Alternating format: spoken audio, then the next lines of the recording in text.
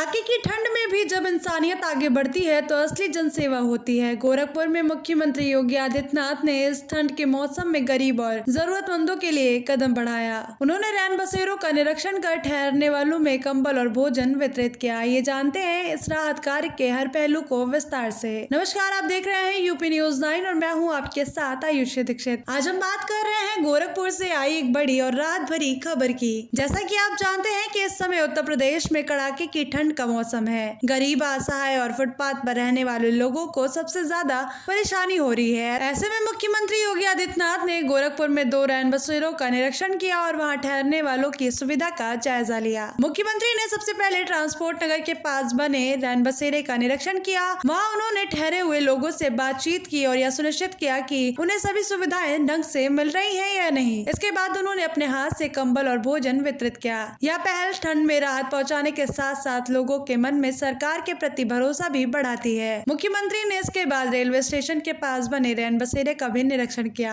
वहीं उन्होंने रैन बसेरे के बाहर खड़े सैकड़ों जरूरतमंदों में कंबल और भोजन वितरित किया। इस दौरान उन्होंने लोगों से कहा कि सरकार उनकी सेवा और भलाई के लिए हमेशा तत्पर है। उत्तर प्रदेश में इस समय कड़ाके की ठंड बढ़ रही है। बलिया, गोरखपुर और पूर्वांचल के अन्य जिलों में रात का तापमान काफी गिर रहा है। ऐसे में रैन बसेरों और राहत शिविरों का महत्व और बढ़ जाता है। मुख्यमंत्री की यह पहल न सिर्फ ठंड से बचाव करती है बल्कि एक प्रेरक उदाहरण भी है कि सरकार की योजनाओं का लाभ सीधे जरूरतमंद तक पहुंचाया जा सकता है। इस रैन बसेरे निरीक्षण के दौरान स्थानीय प्रशासन और जिलाधिकारी भी मौजूद रहे। उन्होंने सुनिश्चित किया कि वितरण का काम सुव्यवस्थित और पारदर्शी तरीके से हो गया। मुख्यमंत्री ने अधिकारियों को निर्देश दिया कि जरूरतमंदों तक मदद पहुँचाने में कोई भी कमी न आए।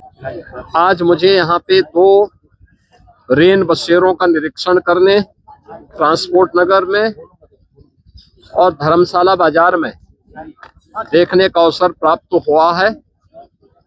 यहाँ पे कंबल वितरण का भी इस कार्यक्रम के साथ जोड़ने का अवसर प्राप्त हुआ है। वर्तमान में भीषण शीतलहरी उत्तर भारत में पड़ रही है। भीषण शीतलहरी में जरूरतमंदों को ऊनी वस्त्र मिल सके, रहने का ठिकाना मिल सके और भीषण शीतलहरी की चपेट में आकर के किसी भी गरीब को, किसी भी कमजोर को, किसी भी बुजुर्ग को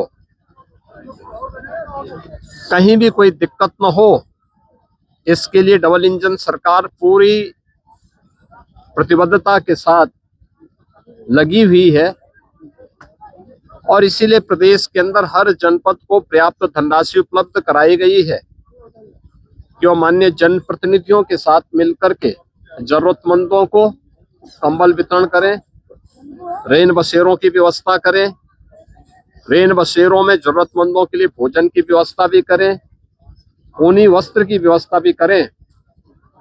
प्रदेश भर में ऐसी पूरी व्यवस्था की गई है और उसी क्रम में मुझे आज यहाँ के माननीय जनप्रतिनिधियों के साथ दोनों स्थानों पर सैकड़ों लोगों को राहत की व्यवस्था के तहत भीषण शीतलहरी में ऊनी वस्त्र, कंबल आदि वितरण करने, भोजन आदि वितरण करने का अवसर प्राप्त हुआ है।